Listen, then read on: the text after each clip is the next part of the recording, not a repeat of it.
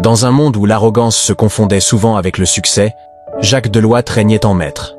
Son empire financier s'étendait sur toute la ville, et ses bureaux de verre au sommet d'un gratte-ciel reflétèrent son pouvoir et son statut. Son nom était synonyme de réussite, et sa réputation de leader inébranlable était gravée dans les esprits. Il vivait dans un monde où l'argent et le pouvoir régnaient en maître, et il n'avait que mépris pour ceux qui, selon lui, ne jouaient pas selon les règles. Ses employés étaient là pour obéir, ses partenaires pour servir ses intérêts, et les autres, eh bien, ils n'avaient que ce qu'ils méritaient. Mais derrière ses costumes impeccables et ses manières froides, Jacques dissimulait un vide, une solitude qu'il n'avait jamais su combler.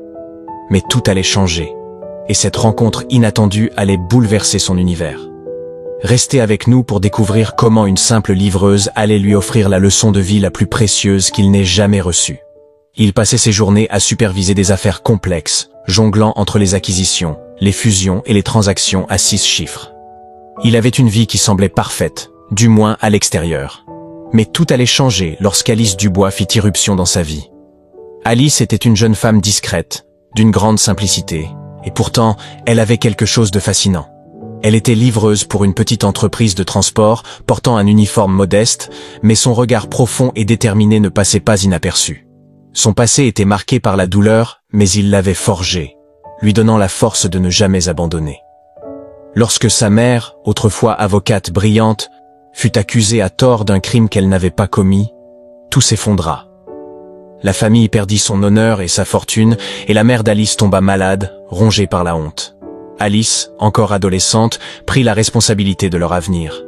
Elle abandonna ses études et, par des petits boulots, s'efforça de subvenir à ses besoins tout en poursuivant son rêve, rétablir la vérité et redonner à sa mère la dignité qu'elle avait perdue.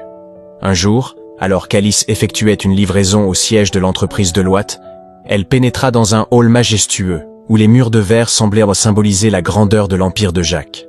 Là, elle aperçut Jacques en pleine conversation avec ses avocats. Il semblait désespéré face à une clause complexe dans un contrat international qui menaçait un projet important. Jacques écoutait, agacé, mais personne ne semblait pouvoir résoudre le problème. Curieuse et à la fois gênée d'interrompre cette réunion, Alice s'avança.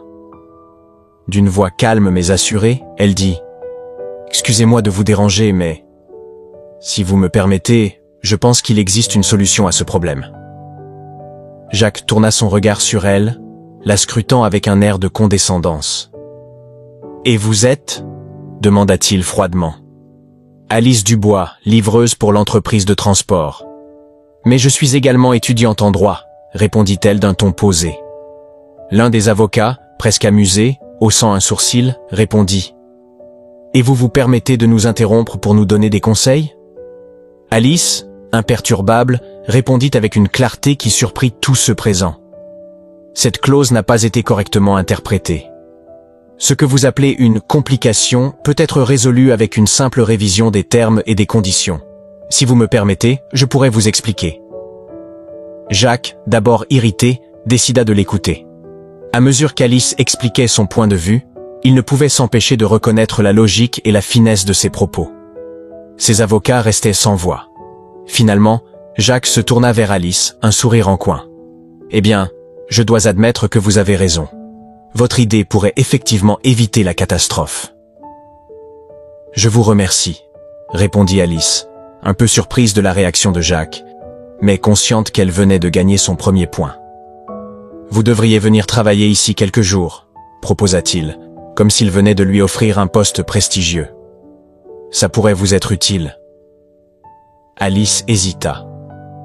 Elle ne voulait pas perdre de vue ses études et son objectif, mais cette offre, bien que temporaire, semblait être une occasion unique.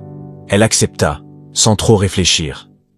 Au fur et à mesure qu'elle passait plus de temps dans l'entreprise, Jacques commença à être impressionné par Alice. Elle ne se contentait pas d'apporter des solutions logiques, elle faisait preuve d'une bienveillance et d'une humilité rares dans ce milieu. Lors d'une réunion particulièrement tendue, où un employé avait commis une erreur sous pression, et où Jacques s'était emporté, Alice intervint calmement.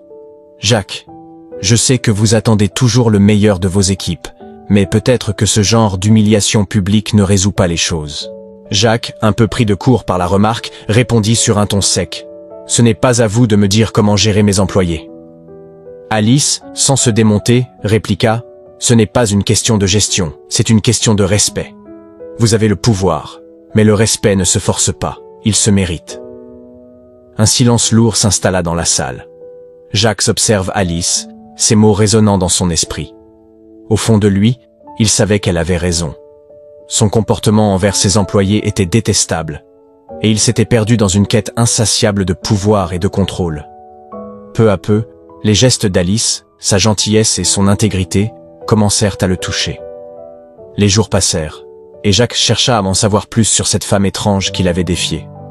Lors d'un déjeuner, il lui demanda « Pourquoi vous battez-vous pour la justice?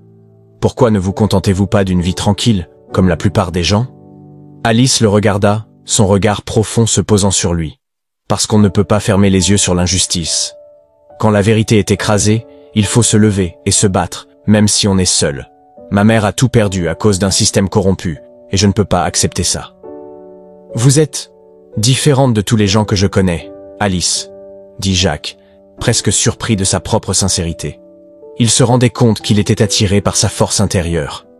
Les mois passèrent, et peu à peu, Jacques se transforma. Il commença à prendre des décisions plus humaines dans l'entreprise, inspiré par l'exemple d'Alice.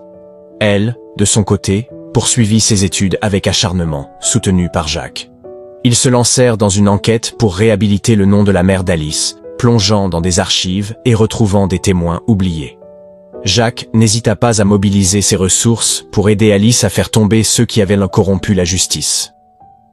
Lorsque Jacques et Alice plongèrent dans les archives judiciaires, ils découvrirent une toile complexe de corruption qui s'étendait bien au-delà de l'affaire initiale. La mère d'Alice, Madeleine Dubois, avait autrefois défendu un groupe de petits entrepreneurs locaux contre une puissante société immobilière, Valoris Corp, dirigée par Victor Besson, un magnate influent avec des connexions politiques. Madeleine avait découvert que Valoris Corp utilisait des méthodes illégales pour exproprier des familles modestes de leurs maisons, en falsifiant des documents de propriété et en soudoyant des fonctionnaires municipaux. Sa ténacité et son intégrité menacèrent de faire éclater un scandale qui aurait mis fin à la carrière de Besson. Pour se protéger, Besson orchestra une machination contre Madeleine. Il engagea un comptable véreux pour créer de faux transferts bancaires, donnant l'impression que Madeleine détournait des fonds de ses propres clients. Des témoins clés furent de soudoyer ou intimidés pour témoigner contre elle. Lors du procès, des preuves cruciales furent mystérieusement perdues, et même le juge semblait sous influence, expédiant les audiences sans permettre une défense équitable. Avec le soutien financier et stratégique de Jacques, Alice parvint à retrouver des documents bancaires originaux cachés dans des archives oubliées.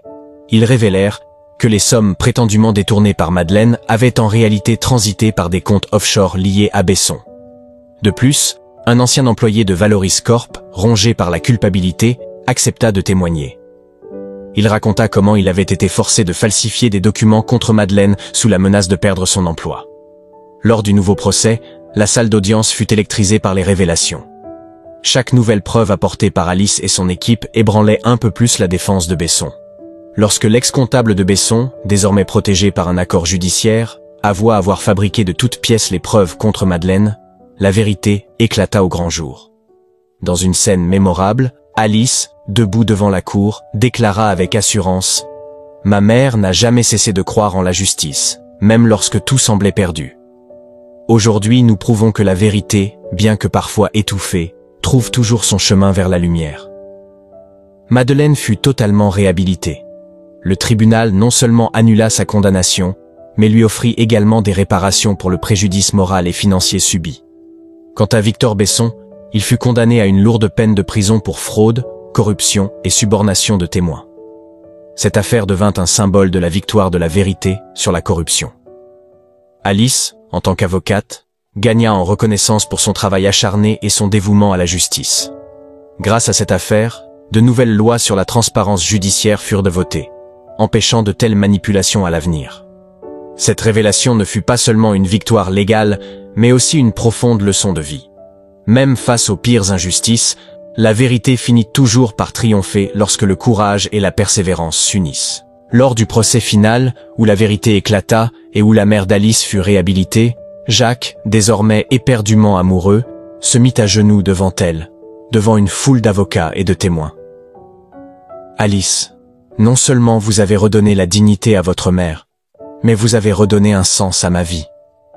Je vous aime. » Alice, émue, accepta sa demande avec un sourire qui illuminait son visage. « Oui, Jacques, je vous aime aussi. » Leurs vies ensemble ne furent que la continuation de cette transformation. Jacques, devenu plus humain, soutenait Alice dans son rêve d'ouvrir un cabinet de défense des innocents. Ensemble, ils bâtirent une famille, prouvant que l'amour, la justice et l'humilité pouvaient bien plus que la richesse et le pouvoir. Parfois, la véritable richesse ne réside pas dans l'argent ou le pouvoir. Elle réside dans la capacité de se remettre en question, d'apprendre de ses erreurs et de reconnaître la valeur de l'humilité et de la justice. La vraie force se trouve dans la bienveillance, l'amour et la quête du bien, et non dans le contrôle ou l'arrogance. Ce que Jacques Deloitte a découvert, c'est que l'essentiel de la vie ne réside pas dans ce que l'on possède, mais dans ce que l'on offre aux autres.